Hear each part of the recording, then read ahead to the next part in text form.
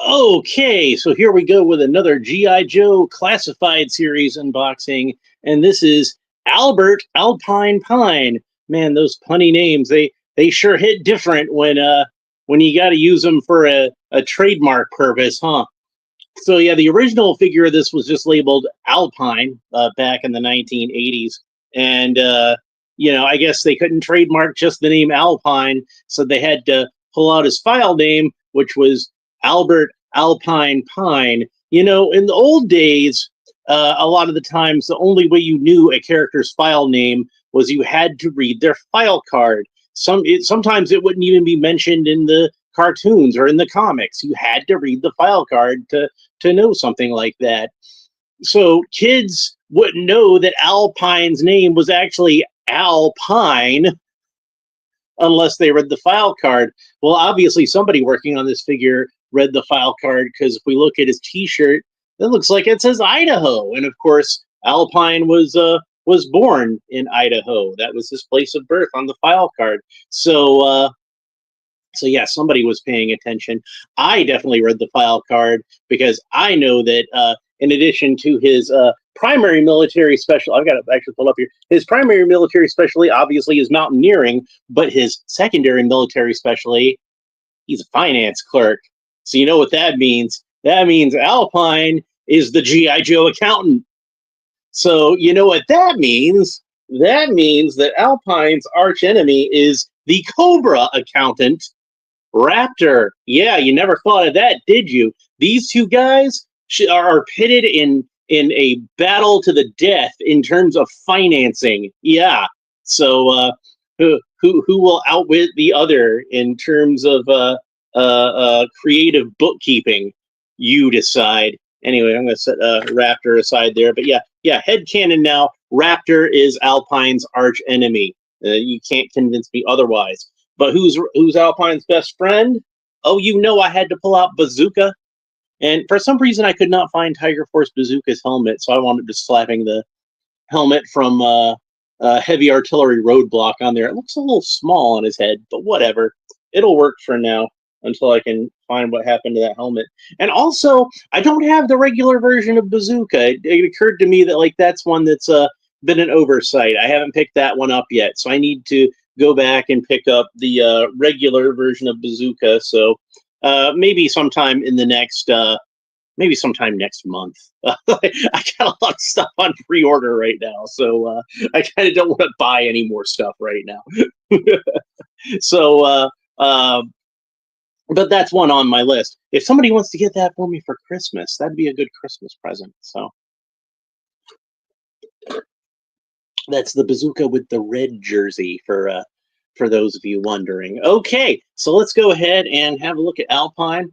We got a nice portrait of him on the side here with his grappling hook, and a very cool picture on the back with him doing his mountaineering thing.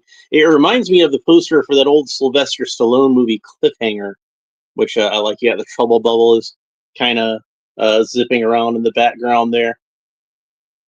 I think I might have snuck Bazooka in there somewhere, since they were best friends in the cartoon show. Alpine didn't appear a whole lot in the comics, but he did appear in a few stories that are worth mentioning. One would have been the big story with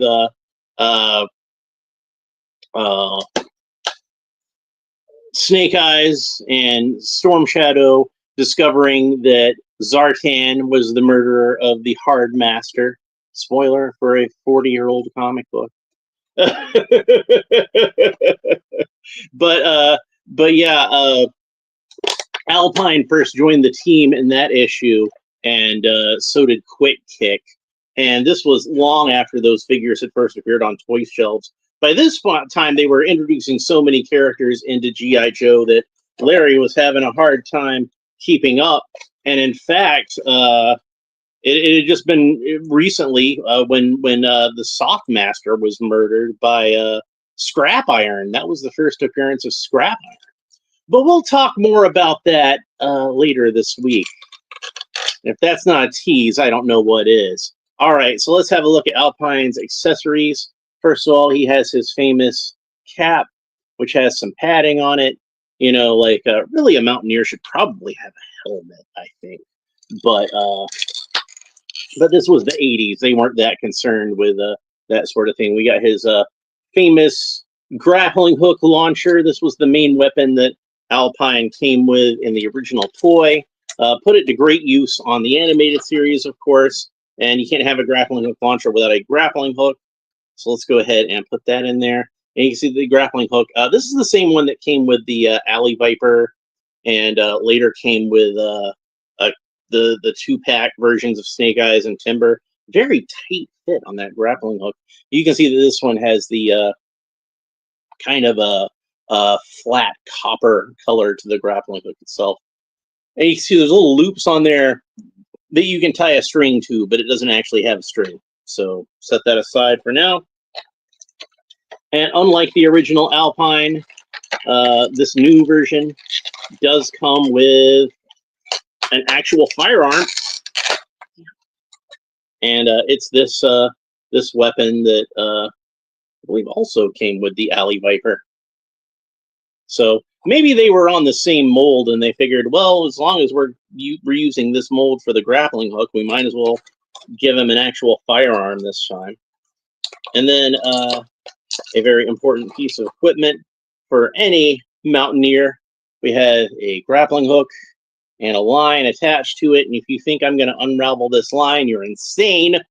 I do not need another loose string straggling around in my parts bin. So that's going to stay exactly as it is. And I'm probably going to even put it in a little baggie to make sure it doesn't come loose. I do not want that coming loose.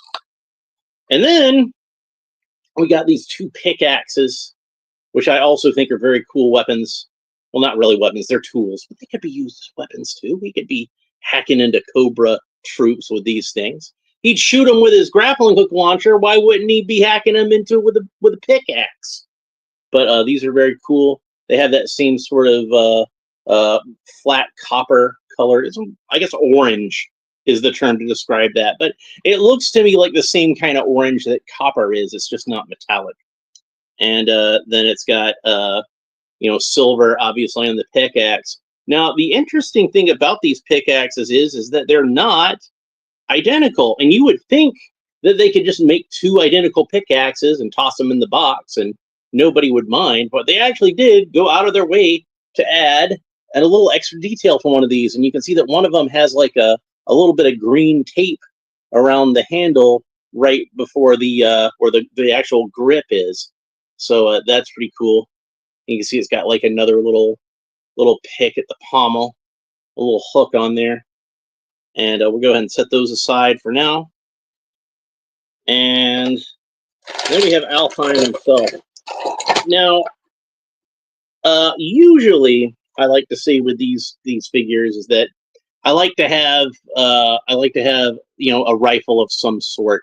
I like to have a sidearm, like an automatic pistol or something, and a knife or some other kind of edged weapon. A sword is fine. A machete is fine. He obviously does not come with a sidearm, and he does not come with a bladed weapon, a knife or a sheath or sword or anything like that, unless you want to count the pickaxes as being bladed weapons, and I'm happy to do that. So that is in substitute of him having a knife, as he's got these 2 pickaxes, and those are pretty cool. And while he doesn't have a sidearm, he does have his infamous grappling hook launcher, and he has this rifle. So I think it's still a wealth of accessories, even though technically speaking, he is missing a couple of the things that I really like for G.I. Joe figures to have. And another thing, there it is. I knew it had to be in here somewhere. This last thing is he's got these goggles. Now, on the original figure, and depending on how they drew them in either the cartoon or the comic book or whatever, I always had a hard time telling whether these were goggles or glasses. And these removable goggles do indeed have a strap that goes all the way around his head. So they are indeed goggles. So that has been settled for me. But before I put them on, I'm going to take off the rope that he has around him. So technically, that's another accessory, as he has this molded rope. And we're gonna have a look at his T-shirt underneath, because I really want to have a look at that. So it's got this Mountain Rage on there, and it's printed in purple and orange with like a little bit of white detailing over it to give it kind of a distressed look. You know how they have the T-shirts now that have like, you know, the where purposely the little bit of paint is chipped off here and there, and it's called distressed. So it's a nice mountain range there, and it says Idaho, his place of birth, and I like that that he is a proud Idahoan. He has interesting hair in that it looks kind of slicked back, like he's got some pomade in there or something. So not like a crew cut like we oftentimes see on GI Joe figures, not like the shorter hair that we see on Stalker, or the shaven head that we see on Roadblock, but almost like he's got a little bit of pomade in there, and he's kind of slicked it back. And he's got like he is a lighter skinned black man, so he does not have as dark a skin as either Roadblock or Stalker. And I think it's nice that they would actually have some diversity within the diversity, if you know what I mean. Not every black person has the same color skin, just like not every white person has the same color skin, or every Asian person has the same color skin. It's like there's different gradations of skin color between within the ethnicities, and Alpine has that going on. So I think that's pretty cool. He looks a little bit, I think, to my eye, like Cab Calloway, who is somebody I've been a fan of since I was a kid, and I discovered his Betty Boop cartoons. That was how I became a fan of Cab Calloway.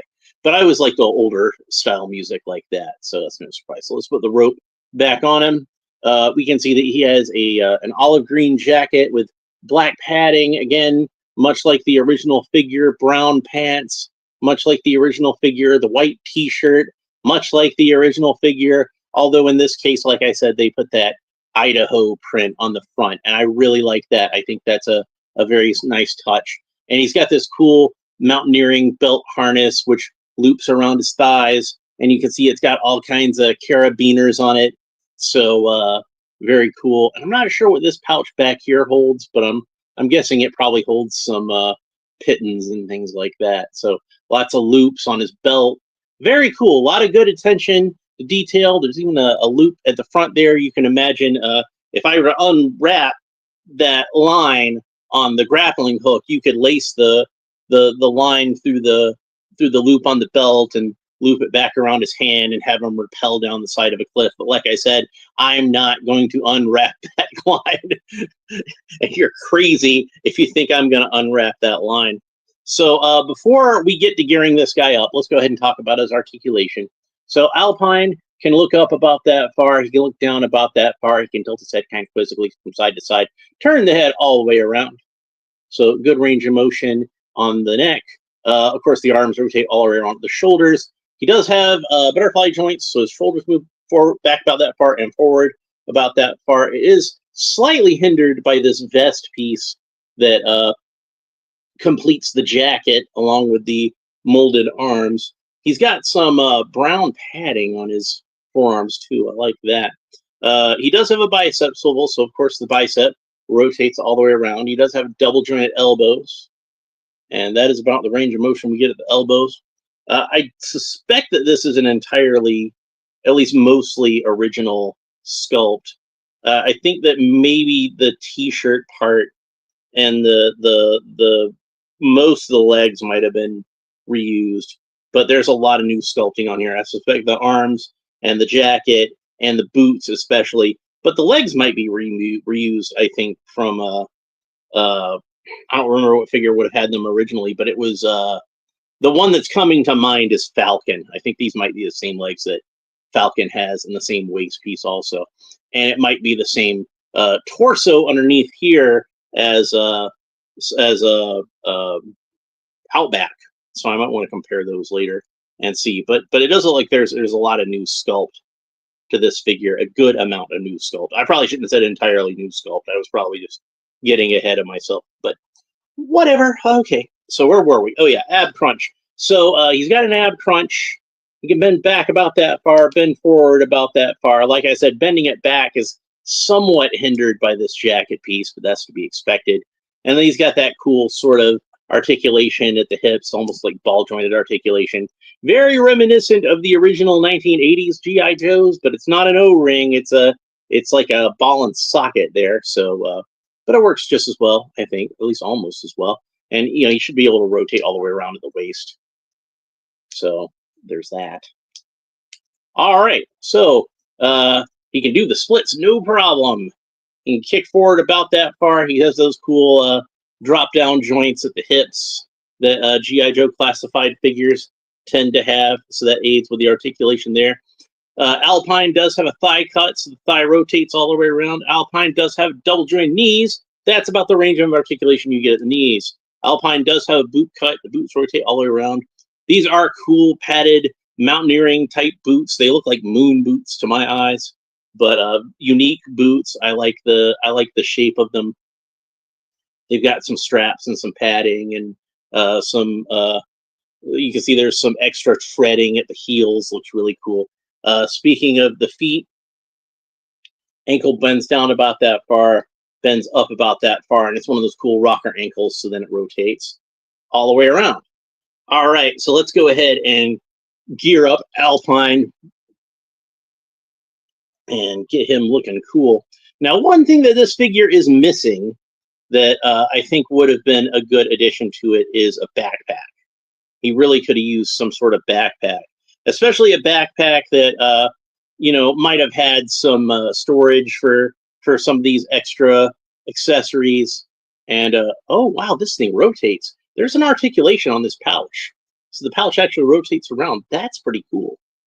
So okay, well, it fell out. Don't rotate it too much or it might fall out. Let's see if we can peg it back in.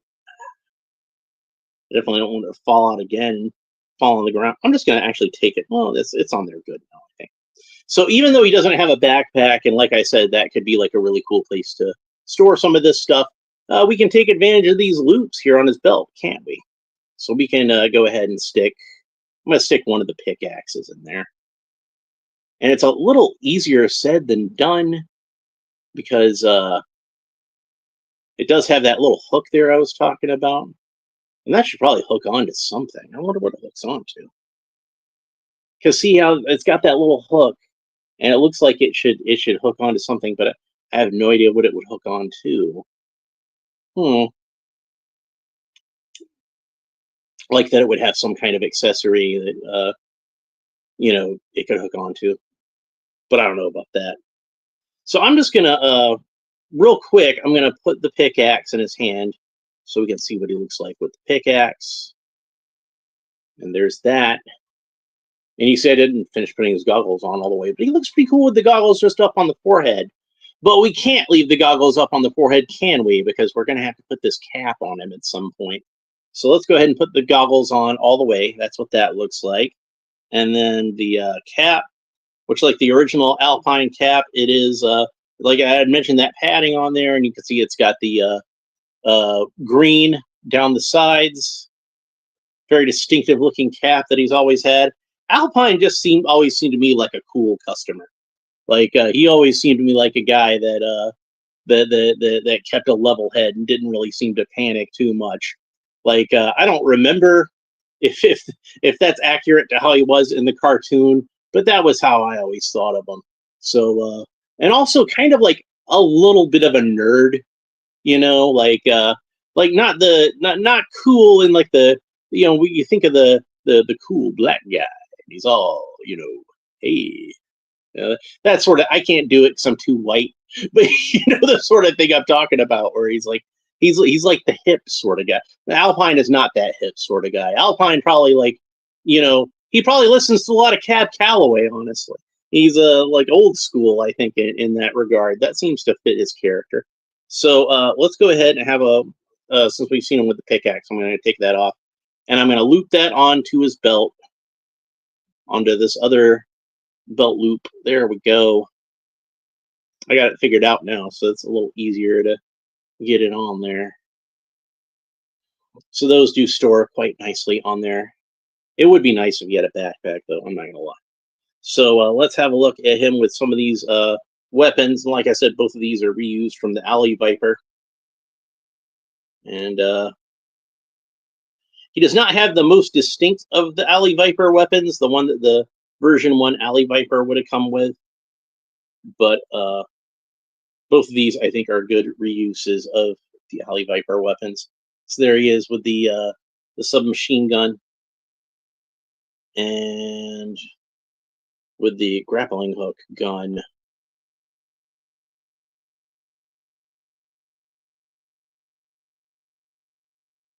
And it doesn't want to seem to go in his hand because his fingers aren't quite wanting to wrap around it. So I just got to pull his whole hand apart. I was able to get the finger in the trigger guard, but that was about it.